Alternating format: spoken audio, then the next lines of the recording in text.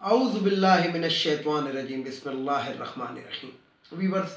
السلام علیکم ویورز میں ہوں آپ کا میزبان سید احمد سمیع اور آپ دیکھ رہے ہیں سید احمد سمیع یوٹیوب چینل راولپنڈی اسلام آباد سے ویورز آج میرے پاس آپ کے لیے بہت ہی امپورٹنٹ خبریں ہیں۔ ایک تو کل میں نے خبر آپ کو دی تھی تو اس کا انشاءاللہ آپ کو چند دن میں پتہ لگ جائے گا، لیکن آج ایک ایسی خبر بھی ہے کہ جس کا بھی آپ کو تھوڑی دیر میں شاید پتہ لگ جائے یا ہو سکتا ہے کہ لگ بھی گیا ہو۔ تو سب سے پہلی بات یہ ہے کہ لندن کے ہائی کورٹ نے نواز شریف کی ویزے کی جو درخواست تھی وہ مسترد کر دی ہے،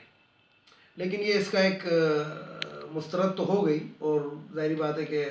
لیکن یہ میں آپ کو بتا دوں کہ نواز شریف صاحب درپردہ ایک شادی کر چکے ہیں، جس کی وجہ سے ویزے کی درخواست تو مسترد ہو گئی، لیکن شاید یہ برطانیہ بدر نہ ہو سکے۔ دوسری بات یہ ہے، جو دوسری امپورٹنٹ خبر ہے وہ یہ ہے کہ ایف آئی اے متحرک ہونے والی ہے، اور بڑی جسے کہتے ہیں کہ خطرناک قسم کی خبریں ہوں گی، جس کے اندر بڑی تعداد کے اندر ایسے آفیسرز کو جمع کیا جا رہا ہے کہ جن کے بارے میں مشہور ہے کہ یہ جسے کہتے ہیں حرام خور نہیں ہے۔ تو جو پاک دامن قسم کے آفیسرز ہیں ان کو تعینات کیا جا رہا ہے، اور بڑے اس دفعہ جو کیسز ہوں گے اور اس دفعہ جو بھی میدان سجے گا وہ بالکل ایسا سجے گا کہ جسے کہتے ہیں کہ فیئر ہوگا اور لوگوں کو بھی نظر آئے گا، اور سب سے بڑی تکلیف ان لوگوں کو ہوگی کہ جو کسی طریقے سے چھپتے چھپاتے رہے۔ تیسری اور جو خبر ہے وہ بھی نواز شریف صاحب کے متعلق ہے کہ وہ انہوں نے منت ترلا پروگرام ایک شروع کیا ہے، لیکن اس کے اندر ابھی تک ان کو کامیابی نہیں مل رہی ہے۔ اب آتے ہیں ذرا ایک ایسی خبر کی جانب کہ آپ کو شاید معلوم ہی ہو کہ سندھ حکومت اور وفاقی حکومت جو ہے یہ تقریباً آمنے سامنے ہو گئی ہے، یعنی کہ وفاق کے تمام باتیں ماننے سے تقریباً سندھ حکومت انکار کر رہی ہے۔ اس کی وجہ کیا ہے؟ اس کی وجہ یہ ہے کہ جب مہنگائی ہوتی ہے تو یہ ڈال دیتے ہیں آٹا، چینی، چاول، دال کی مہنگائی، یہ وفاقی حکومت پہ ہے، جبکہ 18ویں ترمیم کے تحت جو ملی بھگت سے ہوئی تھی اس کے اندر وفاق کے پلے کچھ رہا نہیں ہے۔ یہ تمام چیزیں جو ہیں یعنی کہ صرف پیسے وفاق سے مانگنے ہیں، اور باقی کام جو ہیں وہ انہوں نے خود کرنے ہوتے ہیں، یعنی کہ ایک انٹرنل بجٹ ہوتا ہے، صوبائی بجٹ جس کو کہتے ہیں، لیکن وہ تو آپ کو پتہ ہے سندھ میں تو تقریباً تمام ہی خرد برد کی شکل ہو جاتا ہے، اس سے بکرے بانٹ لیے جاتے ہیں۔ تو کچھ اسٹیبلشمنٹ کے ساتھ اسٹیبلشمنٹ ڈویژن یا اسٹیبلشمنٹ آپ سمجھ لیں کہ وزارت داخلہ اور وزارت خارجہ کے ساتھ ان کے ایسے سیریس ایشوز آئے ہوئے ہیں کہ وزارت داخلہ کے جو کچھ افسران ہیں، بیوروکریٹس ہیں، ان کی ٹرانسفر جو ہے وہ سندھ حکومت نہیں ہونے دے رہی، اور کافی یہ گرما گرمی وہ چل رہی ہے۔ لیکن آپ کو ایک بات بتاؤں کہ جو سپریم کورٹ آف پاکستان ہے اس نے سندھ حکومت کو اس ٹائم کافی ٹف ٹائم دیا ہوا ہے، جو کہ ایکچول میں کافی سال پہلے دے دینا چاہیے تھا۔ غیر قانونی زمینوں پہ الاٹمنٹ، یعنی کہ میں آپ کو ذوالفقار علی بھٹو کا ایک مشہور ان کی ایک بات سنا دیتا ہوں کہ جام صادق ذوالفقار علی بھٹو کے دور میں وزیر اعلیٰ سندھ تھے، جام صادق۔ تو جام صادق کو بھٹو صاحب مرحوم نے یہ کہا تھا کہ جام صادق قائد اعظم کا مزار نہیں بیچنا، باقی پورا کراچی تو تم بیچ ہی چکے ہو۔ تو سندھ کے اندر خاص طور پہ کراچی کے اندر جو زمینیں ہیں وہ بندر بانٹ ہے، یعنی کہ بندر بانٹ ایسے ہے کہ جن علاقوں میں جن کا ہولڈ ہے، یعنی کہ ایم کیو ایم نے بھی ایک وسیع پیمانے کے اوپر زمینیں غیر قانونی طریقے سے اسٹامپ پیپروں پہ بیچی۔ اس کے اندر سندھ کے لوگ بھی شامل ہیں، جو نثار کھوڑوں کے جسے کہتے ہیں پارٹی، تو نثار کھوڑوں کا جو گروپ تھے اس نے بھی، اور سب سے جو وہاں پہ کراچی کے اندر اگر ایک طاقتور گروپ ہے تو یہ پیر پگاڑا کا بھی ہے، یعنی کہ آپ انہوں نے کراچی کو 3 حصوں میں تقسیم 4 حصوں میں کیا ہوا ہے۔ ایک حصے کے اوپر یہ جو سندھ کی حکومت ہے اس میں نثار کھوڑو ہو گیا، جام یہ جتنے بھی ہیں جو حکومت کے اندر ہے، ایک حصے کے اوپر یہ لوگ ہیں کہ یہ یہاں پہ جو زمینیں بیچتے ہیں یہ پیسے لیتے ہیں، اور ایک حصے کے اوپر یہ جو آپ کے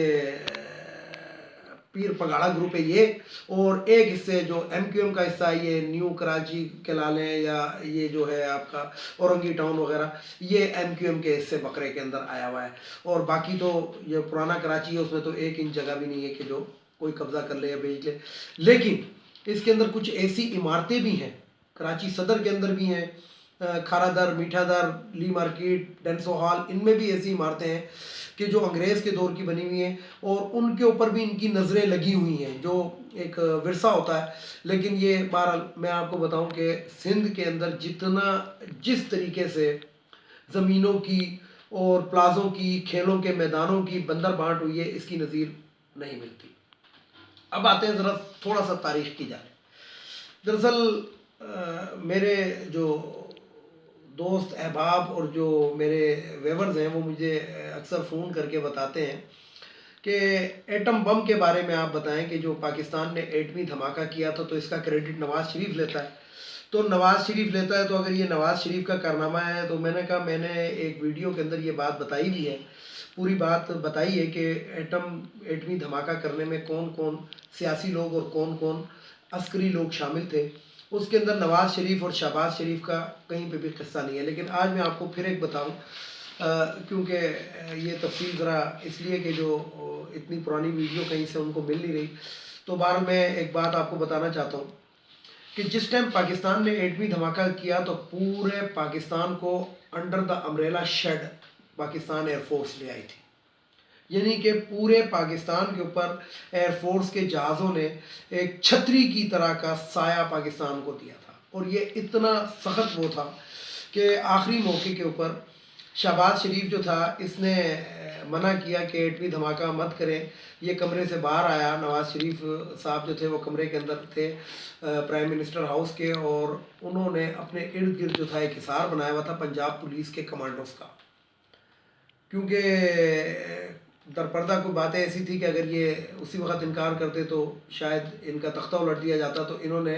पंजाब पुलिस को, और याद होगा आपको कि जब मुशर्रफ साहब ने मुल्क में इमरजेंसी लगाई थी उस वक्त भी पंजाब पुलिस को इन्होंने बुलाया था। तो पंजाब पुलिस के नरगे के अंदर यानी कि उनके सख्त पहरे के अंदर नवाज़ शरीफ साहब मौजूद थे कमरे में, और इन्होंने शहबाज शरीफ को कहा कि आप बाहर जाके हालात देखें और कहें कि जनाब हम एटमी धमाका नहीं करते, हम अमेरिका के पैकेज का इंतज़ार करते हैं। तो जब शहबाज शरीफ ने आके ये बात बाहर की कि हम अभी एटमी धमाका नहीं करेंगे, हम अमेरिकन पैकेज का इंतज़ार कर रहे हैं कि अगर वो अच्छा पैकेज देते हैं तो उधर एक पाकिस्तान मुस्लिम लीग उस वक़्त नून के, फिर काफ में, फिर पता नहीं अब नून में किधर है, वो वज़ीर साहब मौजूद थे और उन्होंने शटअप कॉल दी थी। मैं उनका नाम भी अभी आपको बताऊंगा आगे चल के। उन्होंने शटअप कॉल दी थी और बाकायदा शहबाज शरीफ को कमरे में दोबारा अंदर भी नहीं जाने दिया था उन्होंने। अब होता क्या, होता यह है कि जब पाकिस्तान ने की फ़ौज को पता लगा और जब डॉक्टर अब्दुल कदीर ख़ान साहब ने आके ब्रीफिंग दी कि चंद स्क्रू टाइट करने के बाद हमारा जो एटम बम है वो ब्लास्ट की पोजीशन में होगा, तो नवाज़ शरीफ साहब के पैरों तले ज़मीन निकल गई थी। क्योंकि ये बेनज़ीर के साथ मिल के 1988 के अंदर ये एटमी प्रोग्राम को कैप कर चुके थे। लेकिन मैं आपको ये बताता चलूँ कि पाकिस्तान ने 1984 में ये सलाहियत हासिल कर ली थी 1984 में। बहरहाल उस वक़्त एयरफोर्स जो थी हरकत में आई और आर्मी चीफ ने एयरफोर्स को फुल फ्लैश इख्तियारात दे दिए कि आप जो कर सकते हैं वो करें। तो पाकिस्तान के पास जितने भी तैयारे थे, जो क्योंकि पाकिस्तान की एयरफोर्स का मुआवजा दुनिया की किसी भी ताकतवर एयरफोर्स के साथ किया जा सकता है, क्योंकि हमारे पास तादाद कम हो सकती है लेकिन सलाहियत हमारी इतनी है कि जो दुश्मन पे हमारी धाक बैठी हुई है। तो जो F-7P तैयारे थे उस वक़्त, वो F-7P तैयारों को हमारी मशरकी सरहद के ऊपर डिटेल कर दिया गया कि इंडिया की तरफ से किसी किस्म का अगर कोई वो हो तो आप उस पर रिडक्ट करेंगे, और ना सिर्फ इंडियन तैयारों को अगर वो पाकिस्तान में दाखिल उनको भी गिरा दें, और जवाबी हमला जो है वो भाभा एटॉमिक एनर्जी को नस्तन नाबूद कर दें। इसी तरीके से चाइना के ऊपर भी कुछ हमने, चाइना की जो बॉर्डर हमसे लगती है उस पर भी हमने कोई सिक्योरिटी वो की हुई थी। लेकिन फिर जो F-6 तैयारे थे पाकिस्तान के पास जो अब ग्राउंड हो चुके हैं, उन F-6 तैयारों को मगरबी सरहद पे, अफगानिस्तान की सरहद पे लगा दिया गया कि अगर इधर से किसी किस्म का कोई हो तो ये F-6 तैयारे जो हैं वो उनको جسے کہتے ہیں کہ جواب دیں گے۔ F-16 کے 2 اسکواڈرنز جو تھے ان کو کوئٹہ میں تعینات کر دیا گیا،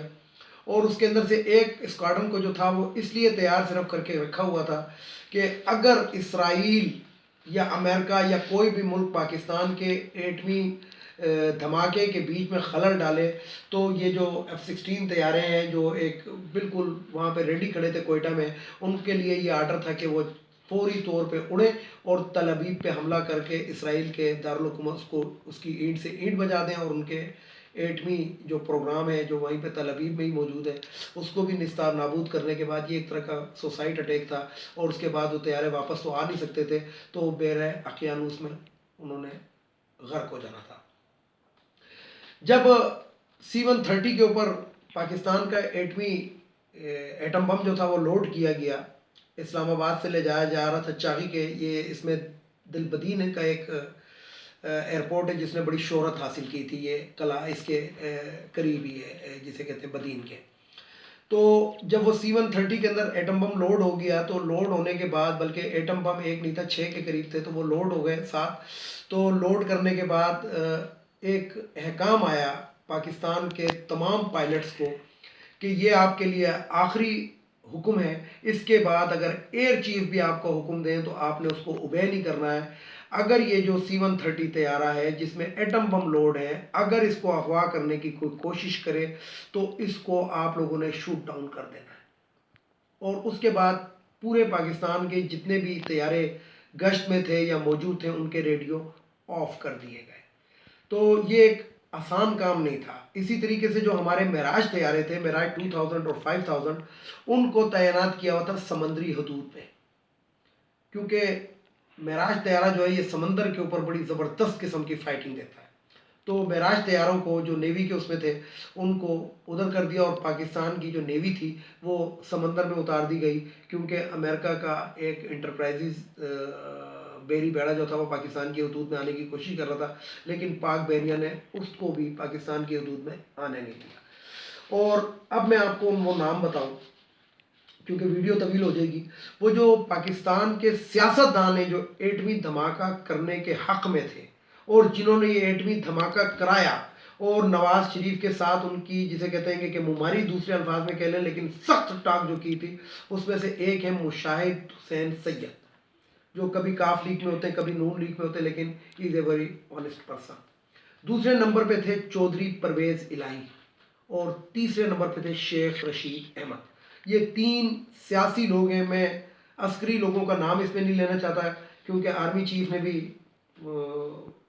ایک الفاظ کہے تھے کہ تم سے اجازت مانگ کون رہا ہے، تمہیں بتایا جا رہا ہے کہ ہم ایٹمی دھماکہ کر رہے ہیں۔ لیکن جو ایٹمی دھماکے کے اندر اگر سیاستدان ملوث تھے تو وہ یہ 3 تھے، اور اس کے اندر مشاہد اللہ اور شیخ رشید جو تھے یہ اہم کردار ادا کر رہے تھے، اور چودھری پرویز الہی جو تھے وہ آپ یہ سمجھ لیں کہ اس وقت وہ بنے ہوئے تھے کہ جو ایک جگہ ماجا ہوتا ہے جس کے سامنے نواز شریف اور شہباز شریف چوں نہیں کر سکتے تھے۔ ویڈیو کو لائک کریں، شیئر کریں، سبسکرائب کریں، بیل آئیکن کے بٹن کو ضرور دبائیں تاکہ میری نیکسٹ ویڈیو آپ کو مل سکے۔ اس کے ساتھ ہی اجازت چاہوں گا، اجازت چاہنے سے پہلے میرے روایتی جملے،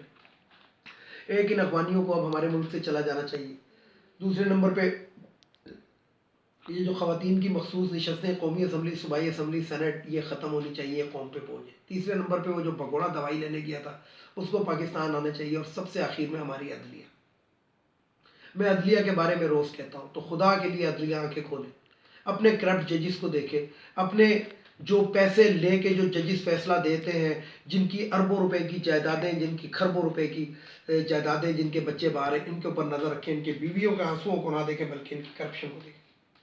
اس کے ساتھ ہی اجازت چاہوں گا تمام دیکھنے والے سننے والوں کو، خدا حافظ، اور آخر میں وہی نعرہ، پاکستان زندہ باد۔